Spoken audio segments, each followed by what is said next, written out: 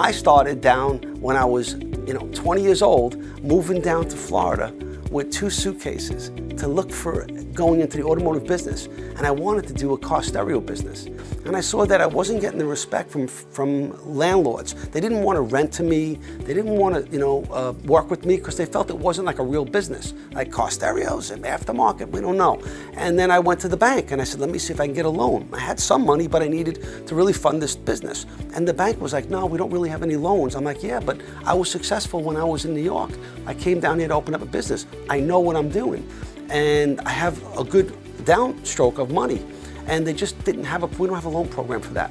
So after being down in Florida for a few months, I said, I better really learn this business down in the area. How do I know the vendors? How do I know, good installers? How do I get staff? So I figured, let me go work for another company.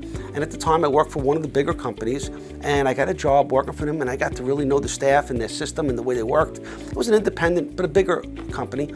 And after being down here for several months, learning that and trying to figure it all out, I ran into 2 cousins of mine. They're brothers. One was a year older, one was a year younger than me. And they said, I said to them, so what are you doing now?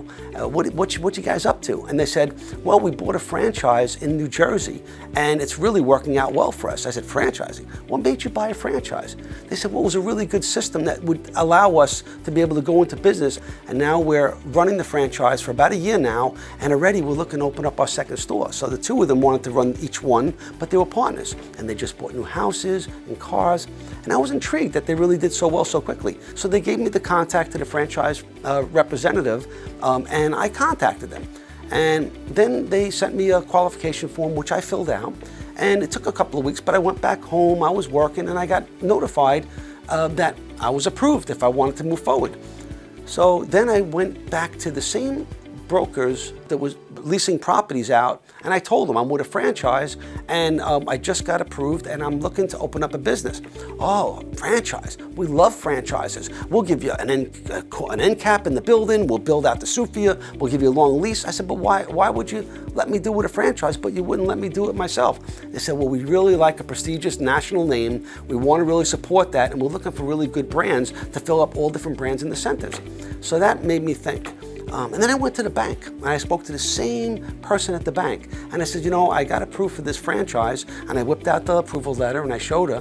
And she said, wow, we have a special SBA loan program for that. I said, really? I said, but why wouldn't you lend me before? I said, well, we go with proven business models, and this is one that's approved by the SBA, so we're able to, fund this deal. I said, great. So for me, it was like I had so much support before I even actually joined the franchise that I felt that this is something that I could run with. If there's other things behind, what else do I know that can help me grow faster? So I leveraged the platform of a franchise to build my own personal wealth and my own goals and careers. Now that I realized that there was some value in this before even joining a franchise, I said, wow, I can get the landlords to deal with me, the banks to deal with me. I started talking to employees at the place that I worked at, and they were like, oh, I'd love to work with that franchise. I like a good company like that. I saw that there was this attraction to the franchise brand. So from that point, I opened up my first store. A year later, I did so well, I started opening up my second store. About 2 or 3 years later, I opened up my third store. I did so well, and it was like right out of the park. I hit it every time. So I found my stride with using their system. I wound up doing this through 8 franchise locations. And I got to a point that I decided, I could probably do this and help other people do what I'm doing. So I decided, I wanted to go back into what I came down to Florida for. I came down to open up a car stereo accessory shop. And that's when I decided I wanted to do my own franchise. It was different, it was unique, and I felt it was a fun model. So I actually started to develop the franchise system of Tint World. And in 2007, I launched franchise for Tint World. And then from that point, we just started scaling a few a year.